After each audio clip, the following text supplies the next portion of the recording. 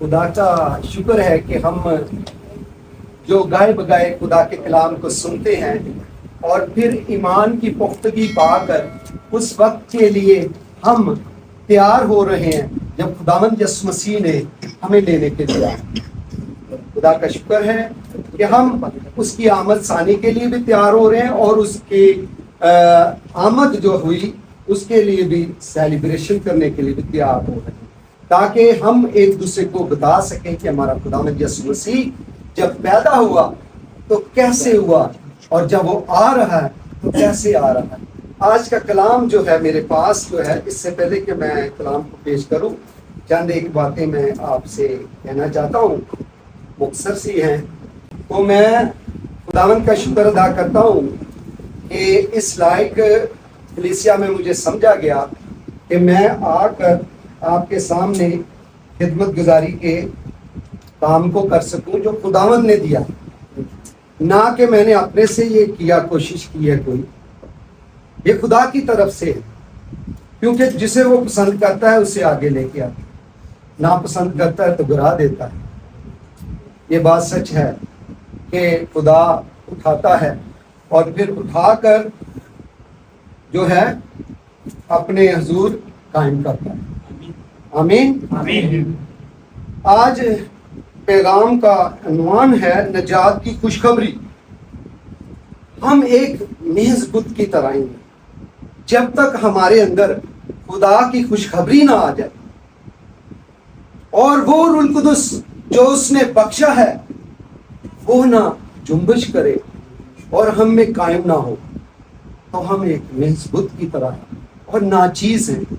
آج یہ بھی ایک بت کی طرح کھڑا ہے، لیکن اس میں روح کی موجودگی سب آپ کی بدولت ہے، کیونکہ آپ نے سراہا اور مجھے اس مقام پر کھڑا کیا تاکہ میں آپ کے سامنے خدا کے کلام کو پیش کر سکوں، ورنہ میں اس لائق نہیں تھا۔ Thank you very much. تو ہم شروع کرتے ہیں خدا کی نجات کے بارے میں جو اس نے خوشخبری دی۔ ابتدا ہی سے خدا نے خوشخبری خود ہی دی کہ عورت کی نسل سے میں نجات دہندے کو پیدا کروں گا۔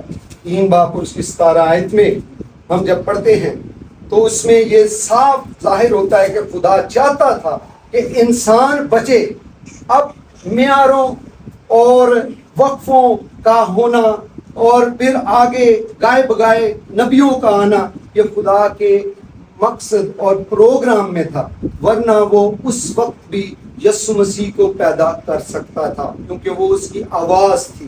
وہ اس وقت بھی جب گناہ ہوا تو پیدا ہو سکتا تھا، لیکن خدا نے مناسب جانا کہ جو ہم ہیں آنے اگلے زمانے والوں سے پیچھے جو آئے ہیں، ہم جان سکیں، پہچان سکیں کہ خداوند یسوع مسیح ہمارے لیے آیا اور اس نے نجات ہمیں دی ہے۔ ہاللیلویا۔ تو جیسے ہم دیکھتے ہیں کہ خدا کبھی بھی کوئی چیز کو لیٹ نہیں کرتا۔ بعض لوگ لیٹ کے بارے میں کہتے ہیں خدا کے گھر میں دیر ہے اندھیر نہیں ہے، یہ اچھا نہیں ہے۔ خدا کبھی بھی کسی چیز کو لیٹ نہیں کرتا۔ سورج آپ کے لیے نکلتا ہے اسی وقت نکلتا ہے، چھپ جاتا ہے تو آپ کہتے ہیں پتہ نہیں سورج کہاں ہے، لیکن وہ اپنے معیار اور اپنے وقت کے مطابق چل رہا ہوتا ہے۔ یہ خدا کا نظام ہے اور خدا نے اسی نظام کو قائم کرتے ہوئے آگے ہم دیکھتے ہیں کہ عبرانیوں کے خط میں جب ہم دیکھتے ہیں اس کا 1 باب میں ہی دیکھتے ہیں کہ خدا نے نبیوں کی معرفت گائے بگائے جو ہے پیغام بھیجا دنیا میں، اور حصہ بہ حصہ پیغام بھیج کر دنیا کو آگاہ کیا۔ اب آپ دیکھیں کہ ایک کلاس روم ہے تو اس میں ٹیچر آتے ہیں اور لیکچرہار آتے ہیں، وہ آتے ہیں اپنا حصہ آ کر دیتے ہیں اور وہ سٹڈی کراتے ہیں، پھر چلے جاتے ہیں، دوسرا آیا تیسرا آیا، اسی طرح نبی بھی گائے بگائے جو آتے رہے اور پیغام دیتے رہے یسوع مسیح کا۔ لگ بھگ جو 300 جگہ یہ لکھا ہے خداوند یسوع مسیح کے آنے کی پیدائش کے بارے میں پیشن گوئیاں ہیں جو ہم دیکھتے ہیں کہ ہیں، اور اسی طرح نبیوں نے دی۔ اور جب ہم دیکھتے ہیں اس کلاس روم میں سب آئے، ٹیچر چلے گئے، لیکن اختیار والا انچارج جو ہے وہ یسوع مسیح ہے، جسے اس نے لاسٹ میں آخر میں بھیجا تاکہ دنیا کے لیے نجات ہو جائے، چھٹکارا ہو جائے، ہمیشہ کی زندگی پالے۔ آئے ہم کلام مقدس میں سے اپنی رہنمائی کے لیے پڑھیں گے غلطیوں کے خط میں 4 باب اور اس کی 4 آئے۔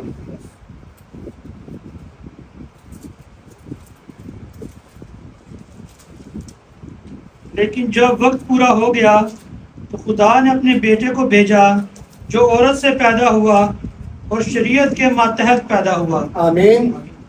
دیکھیں یہاں لکھا ہے جب وقت پورا ہو گیا، کیونکہ خدا جانتا تھا کہ کس وقت یسوع مسیح کو دنیا میں آنا ضرور ہے، اور وہ وقت کو دیکھا تو اس وقت خداوند یسوع مسیح کو دنیا میں بھیجا گیا، اور روح القدس کی قدرت کے وسیلے سے وہ ماں مریم کے پیٹ میں بڑھا اور پھر وہ انسانی جسم لے کر پیدا ہوا۔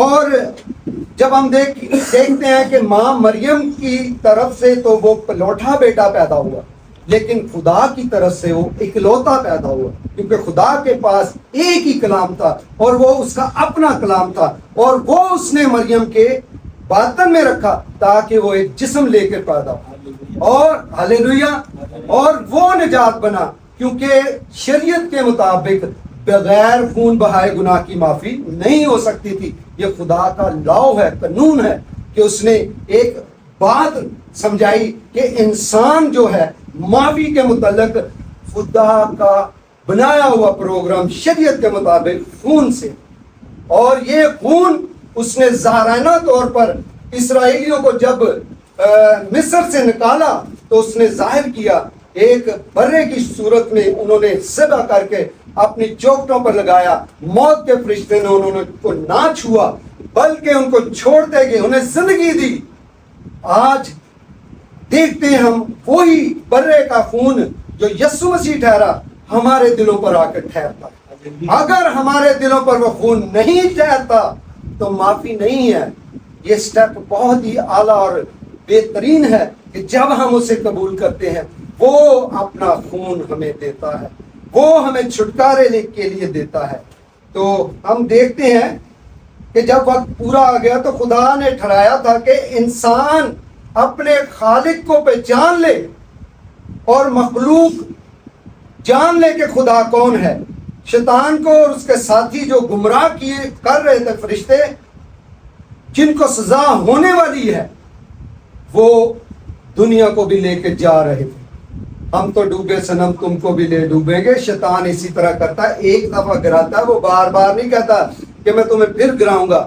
وہ گرا دیکھ کے آپ کو پھر نہیں چھوتا، گرا دیکھ کے آپ کو پھر نہیں پوچھتا، لیکن جب آپ اٹھتے ہیں تو پھر آپ کو حملہ آور ہوتا ہے۔ اور یہ بات سچ اور برحق ہے کہ شیطان ببر شیر کی طرح ڈھونڈتا پھرتا ہے کہ کہاں پکڑے اس کو مار۔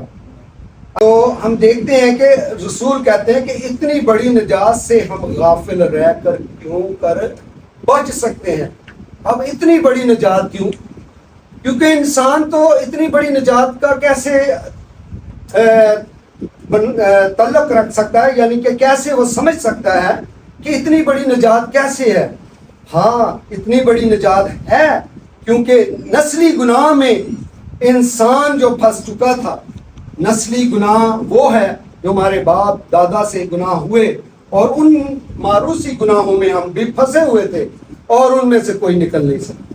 اگر کسی کو باندھ دیا جائے نا، ہاتھ دونوں ہاتھوں سے، پاؤں سے بھی باندھ دیا جائے، اور سر کے اوپر بھی کوئی ایسا حکم لاگو کر دیا جائے تو وہ چھوٹ نہیں سکتا۔ اس لیے کہتے ہیں کہ یسوع مسیح جو ہے مبرہ ہے، اور وہ نسلی گناہ سے بھی پاک اور فعلی گناہ سے بھی پاک، وہ چھڑانے کے لائق بنا، اور ہاللیلویا، وہ چھڑانے کے لائق بنا، وہ نجات دینے کے لائق بنا۔ اور ہم دیکھتے ہیں کہ لوکا کی انجیل اس کا پہلا باب اس کی 21 آیت میں جب دیکھتے ہیں وہاں لکھا وہ اپنے لوگوں کو نجات دینے کے لیے آیا، خلاصی کرانے کے لیے آیا، چھڑانے کے لیے آیا۔ کس سے؟ گناہ سے، شیطان سے، اور بوجھ سے، جو ایسے بوجھ ڈال دیے گئے تھے۔ شریعت تو نہ تھی مگر وہ ایسے حکم ڈال دیے گئے، روایتی حکم ہم پر ڈال دیے گئے، ہم ان روایتوں میں پھنس کے آ کے اور خلاصی ہماری ہو نہ رہی تھی، اس لیے اس نے آ کر کہا 11 باب متی کی انجیل اس کی 28 آیت میں، اے محنت اٹھانے والوں، بوجھ سے دبے ہوئے لوگوں، میرے پاس آؤ، میں تمہیں آرام دوں گا، آؤ میرے پاس، میں تمہیں آرام دوں گا، میرا جوا اپنے اوپر اٹھا دو، مجھ سے سیکھو کیونکہ میں دل کا فروتن اور حلیم ہوں، تمہاری جانیں آرام پائیں گی۔ کیوں آرام پائیں گی؟ اس لیے کہ بوجھ اوپر ہے، سخت بوجھ اوپر ہے، موت میں لے کے جانے والا بوجھ اوپر ہے، شیطان اپنے ساتھ لے کے جانا چاہتا ہے، وہ گراتا ہے انسان کو، وہ نہیں چاہتا کہ انسان جو ہے خدا کی تابعداری میں رہے۔ وہ ایک پہلے اول جو ہے جوڑے کے پاس ہی آ گیا، ماں ہوا اور آدم کے پاس ہی آ گیا، تاکہ یہاں سے ہی شروع کروں، ان کو ختم کروں، کیونکہ وہ نہیں چاہتا کہ ہم خدا کی فرما برداری میں زندگی گزار کر ہمیشہ کی زندگی میں داخل ہو جائیں اور اس کے ساتھ مل جائیں۔ خداوند یسوع مسیح اسی لیے آیا کہ وہ ہم کو ایک کر دے اور باپ کے ساتھ ملا دے، کیونکہ لکھا ہے اے باپ جیسے میں تجھ میں ہوں، اے باپ جیسے میں تجھ میں ہوں یہ ہم میں بھی ہوں، یعنی کہ خدا چاہتا ہے خداوند یسوع مسیح نے یہ پروگرام بنایا تھا کہ وہ چاہتا ہے کہ ہمیں ملا دے۔ تو عبرانیوں کے خط میں جب ہم نے دیکھا ہے کہ پولس رسول کی طرف سے لکھا گیا خط عبرانیوں کے نام، اس کا پہلا باب اور اس پہلی چند آیتیں ہم پڑھیں گے۔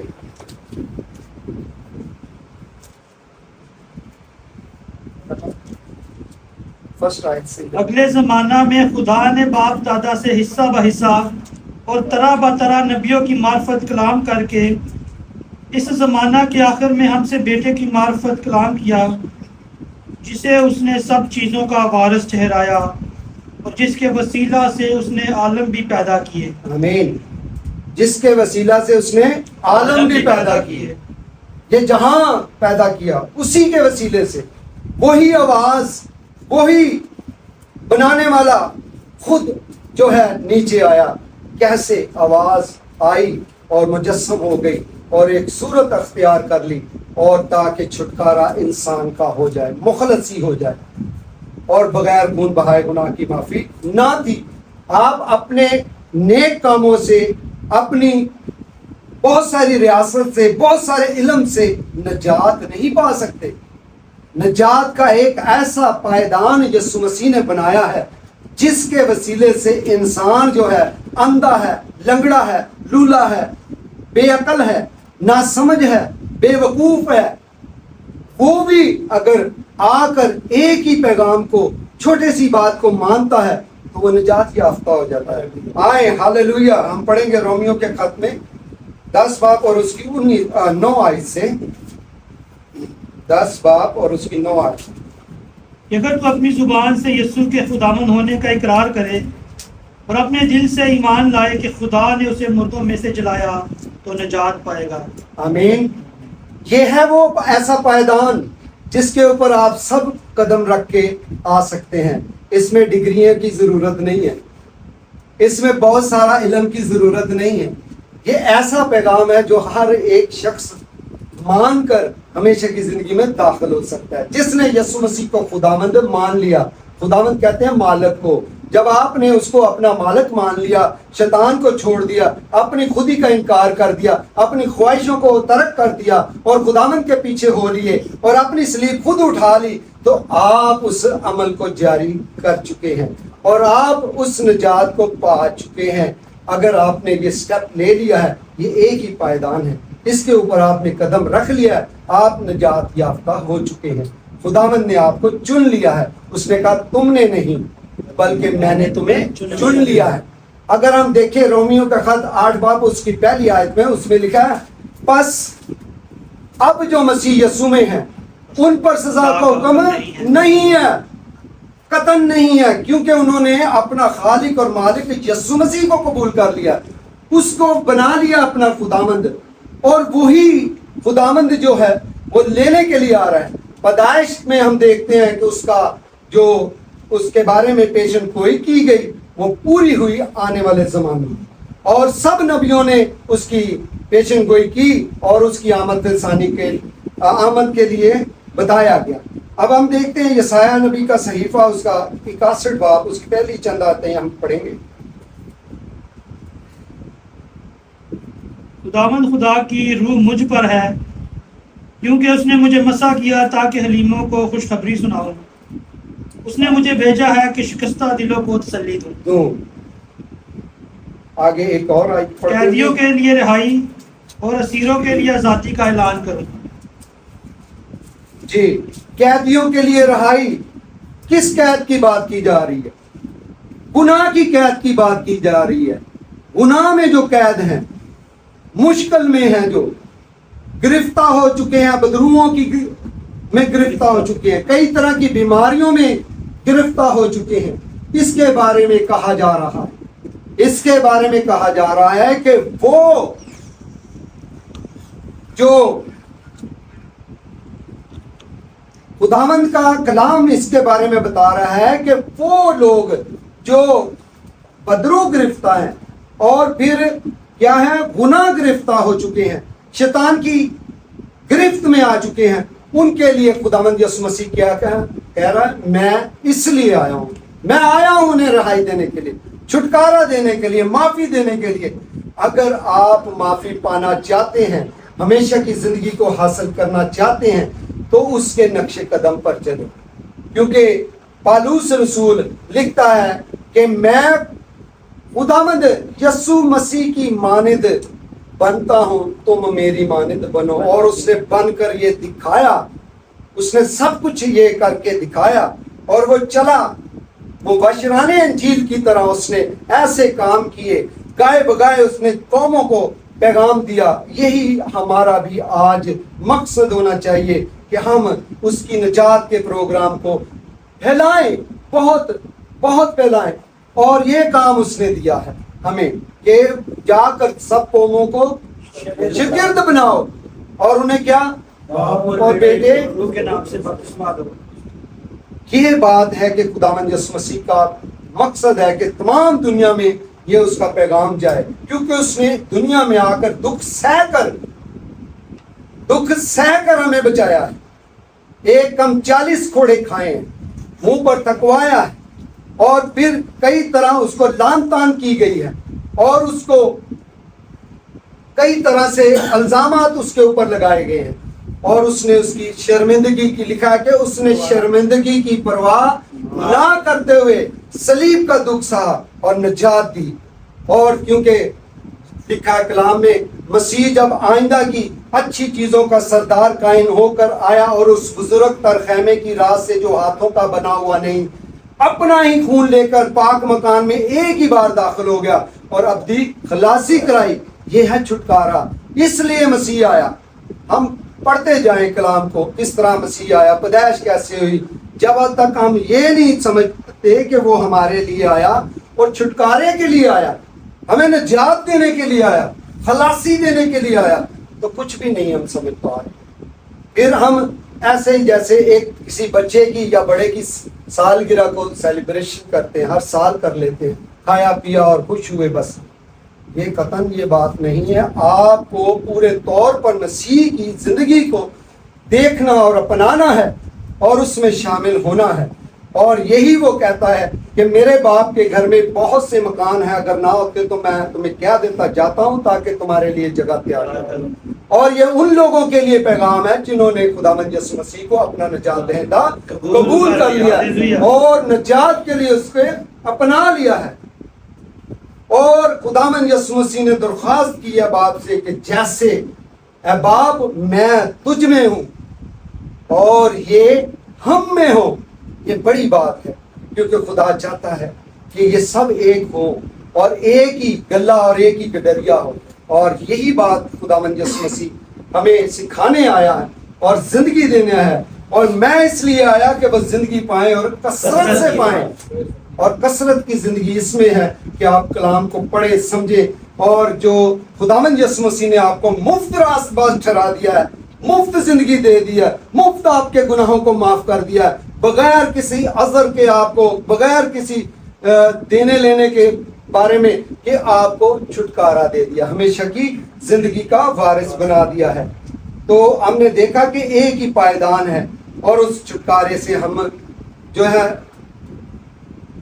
जिंदगी पा चुके हैं, हमेशा की अब्दी जिंदगी हमारी हो चुकी है। اگر ہم یقین کرتے ہیں کہ ہم چھوٹ چکے ہیں تو آپ کے لیے ہی یسوع مسیح آ رہا ہے. اگر آپ یقین کرتے ہیں کہ ہماری معافی ہو چکی ہے تو آپ کے لیے ہی یسوع مسیح آ رہا ہے. اگر آپ یقین کرتے ہیں کہ خداوند یسوع مسیح اس لیے آ رہا ہے کہ میری رہائی ہو دنیا سے, یہ لوہے کے تندور سے, یہ آگ کی بھٹی سے, یہ دنیا جو ہے یہی ہے چیز جس میں ہم اس وقت دکھ اٹھا رہے ہیں, طرح بطرح کی مصیبتیں اور دکھ سہ رہے ہیں, اور ہم پر بھی عذاب دینے کے لیے کئی لوگوں کے ہاتھ اٹھے ہوئے ہیں, انگلیں اٹھی ہوئی ہیں, اور کئی طرح سے ہم جو ہے آزمائشوں میں گھیرے ہوئے ہیں. لیکن آخری حوالہ میں آپ کو سنائے دیتا ہوں, وہ مکاشفہ میں لکھا ہے کہ وہاں لکھا ہے پھر لعنت نہ ہوگی اور برا وہاں راج کرے گا, اس طرح کہ وہ ان کے آنسو پہنچ دے گا. آمین آمین. اور پھر لعنت نہ ہوگی, برے کا تخت ہوگا, خدا کا تخت ہوگا. وہاں کیا ہوگا کہ خدا اپنے لوگوں کو لے جائے گا, آرام دے گا, سکون دے گا, ہمیشہ کی زندگی دے گا. آپ کی فانی زندگی یہ ہے اور آپ کی روحانی زندگی وہ ہے. فانی میں سے روحانی بنانے کے لیے اس نے دنیا میں جنم لیا ہے, اور وہ آیا اور آپ کو فانی سے روحانی بنا کر لے کے جانے والا وہی ہے, اور جلالی بدن آپ کو دے کر ہمیشہ کی زندگی میں وہ داخل کرنے والا وہی ہے.